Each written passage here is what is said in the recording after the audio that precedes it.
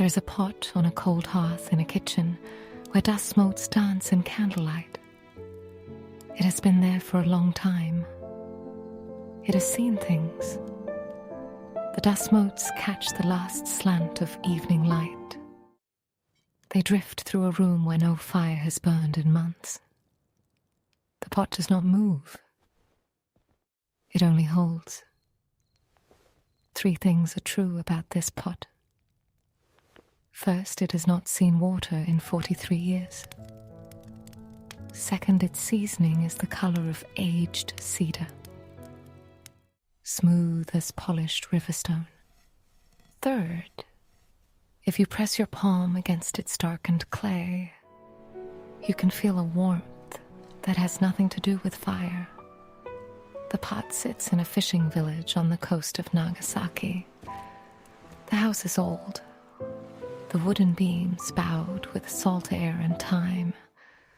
The hearth is made of stone that came from the mountain behind the village, carried down by hands that have long since turned to dust.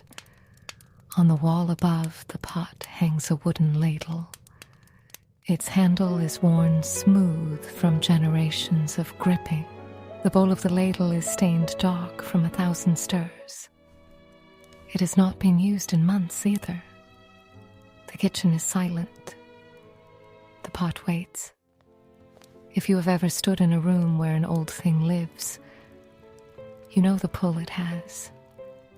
You know the quiet question it asks without words. Subscribe if you want to keep visiting kitchens like this one, where the dust motes are not signs of neglect but witnesses to time. And tell us in the comments, what is the oldest object in your home that still holds warmth? But silence is not emptiness. The pot remembers. It remembers the first fire that licked its clay walls, the first broth that bubbled within it. That was in 1963, the year the fishing boats returned with more mackerel than anyone could remember. The grandmother who built the fire that day was young then.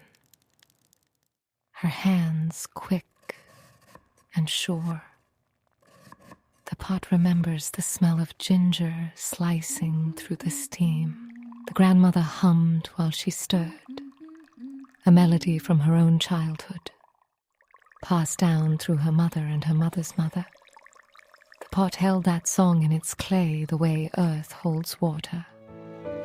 There's a scar on the pot's rim, a small chip where a metal spoon struck it in 1971.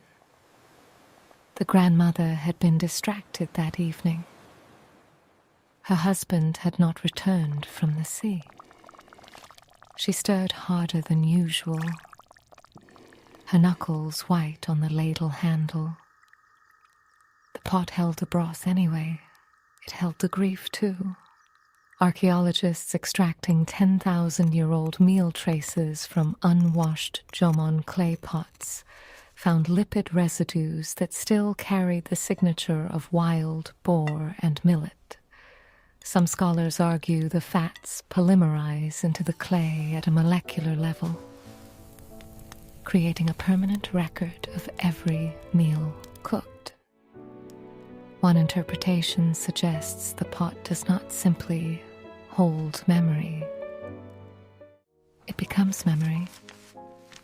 This pot on the cold hearth in Nagasaki is no different. Every layer of its dark crust is a page. Perhaps you felt it just now. That shift when the pot became something more than cookware. That is the recognition the pot has been waiting for. Subscribe so you do not miss the next time an old object reveals what it carries. And in the comments, write the word that came to mind when you first understood that the pot becomes memory. The grandmother stirred and stirred. The pot absorbed everything. In 1974, a wedding feast filled the kitchen with laughter and the smell of miso simmering with clams and wild mushrooms. pot felt the warmth of many bodies gathered around the hearth. The grandmother's daughter, the bride, pressed her palm briefly against the pot's side, learning to know the temperature by feel. That palm print is still there, invisible but present, sealed beneath layers of broth that would come later. In 1978, the same pot held a funeral meal. The grandmother's husband had finally been found, his boat wedged between rocks on the North Shore. The broth was thin that night, but the pot held warmth nonetheless. The grandmother did not hum. She did not stir with the same rhythm, but she stirred. The pot remembers the year the rice harvest failed. The village went 3 weeks without a proper meal. The pot held nothing but water and a single piece of kelp, but it held it faithfully, as if it knew that even an empty pot has a duty to remain ready. The daughter left for the city in 1983. The grandmother stirred alone. The pot listened to her silence the way a trusted friend listens, without judgment, without interruption, simply holding the space. An Abemono chef in Kyoto, who has not washed his nabe in 40 years, insists the seasoning holds the soul of every broth ever cooked within it. Sensory chemistry research confirms lipid polymerization creates a non-stick surface that deepens with use. But the chef would say, this misses the point. The seasoning holds memory. He would tell you, the pot remembers because it cannot forget. You're already part of a lineage like this, whether you knew it or not. Every time you return to the same pot, the same pan, the same wooden spoon, you are writing your own layer. Subscribe to stay connected to a community that understands this, that a seasoned pot is a diary you can cook from. And below, share one word that describes what the chef in Kyoto would say. The pot holds that no science can measure. The years passed. The grandmother grew older. Her hands slowed.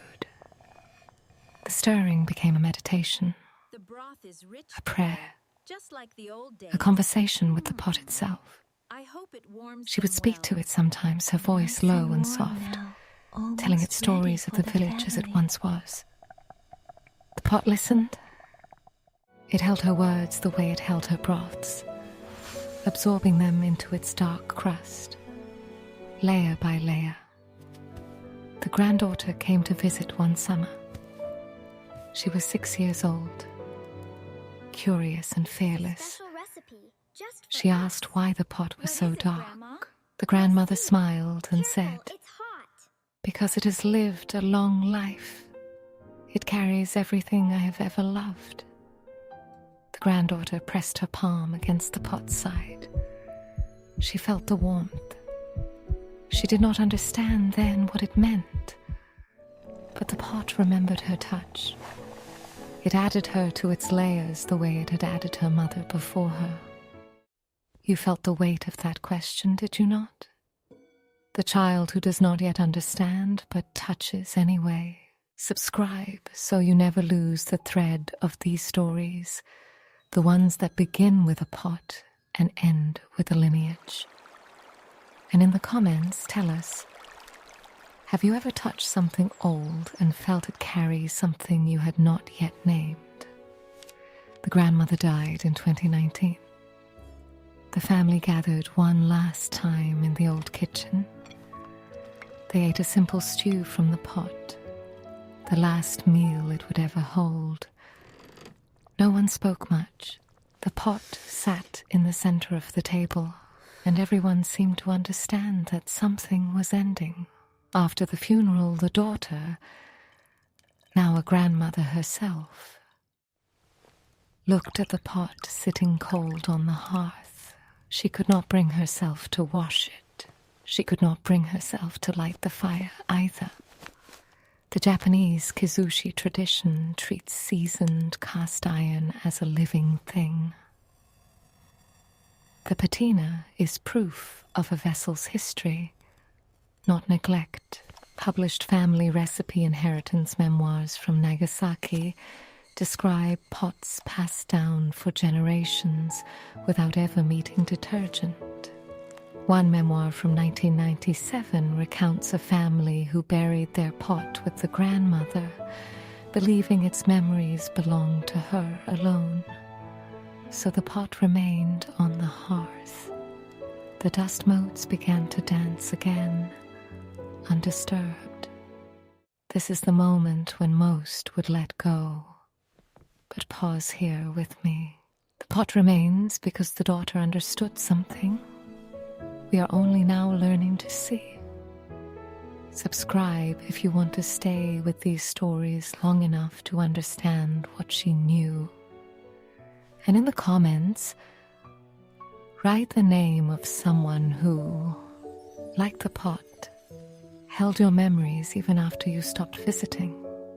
The daughter visits the old house sometimes. She opens the door and stands in the kitchen for a long time looking at the pot. She does not light the fire. She does not reach for the ladle. But sometimes she presses her palm against the pot's dark clay. She feels the warmth that has nothing to do with fire. She hears the echo of a melody her mother hummed, a tune she had forgotten until this moment.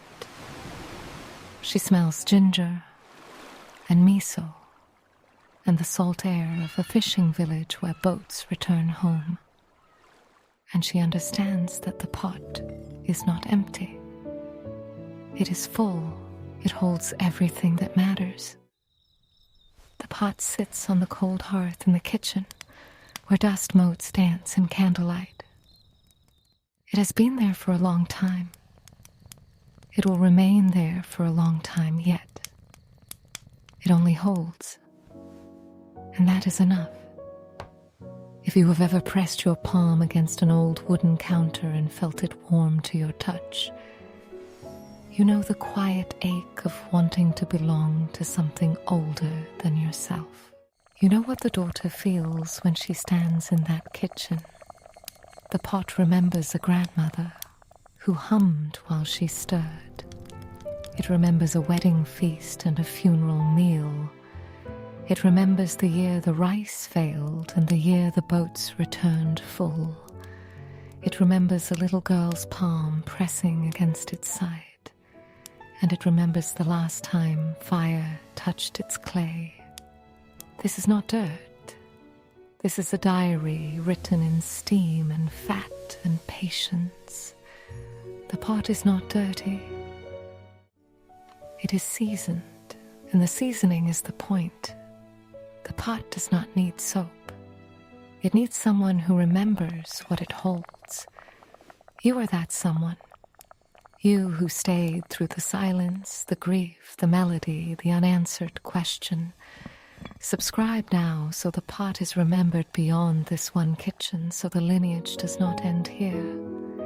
And in the comments, leave a single word that describes the moment you realize the pot was not empty, but full.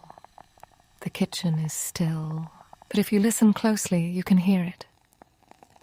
The hiss of steam against cold clay. The whisper of a wooden ladle stirring memories into broth. The soft weeping of a grandmother who stirred alone, and the humming of a grandmother who stirred with joy. The pot holds both. It holds everything. That is what a pot does when you let it live long enough. You do not need to accept every part of this. You only need to see that what seems wrong is not always wrong. Sometimes the crust is the archive. Sometimes the grime is the story. The pot sits in the corner of the hearth. It knows something the children did not. The first question was whether anyone would ever light the fire again. The second question was whether the pot would be remembered. But there's a third question, one the pot held for years without answer. This is the question that matters most. The one the pot never asked aloud, because it trusted that someone would arrive who already knew the answer. Subscribe to be part of the community that honors the third question, the one held in silence. And in the comments, tell us what you think the third question was. The candle flickered. The pot waited. One evening, the daughter brought her own granddaughter to the old house. The child was small, barely 4, with curious eyes and a fearless heart. She walked straight to the hearth and touched the pot. "It's warm," she said. The daughter, now the grandmother herself, smiled. "Yes," she said. "It remembers." The child pressed both palms against the dark clay. She closed her eyes. For a moment, the kitchen was not silent. Somewhere deep in the pot's crust, a melody stirred. The grandmother who had hummed was still there, still present, still waiting for someone to listen. The child looked up. "She's humming," she said.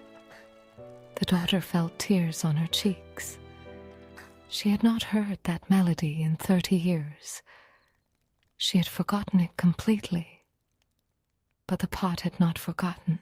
The pot held it safe. So the pot settled onto the cold hearth, its memories swelling with every leftover bubble. And if you ever find a pot that has not met the soapy sponge in 50 years, do not reach for the steel wool. Press your palm against its clay. Listen. It may have a story worth tasting. The pot is not finished. It is waiting, and it has a warmth that has nothing to do with fire.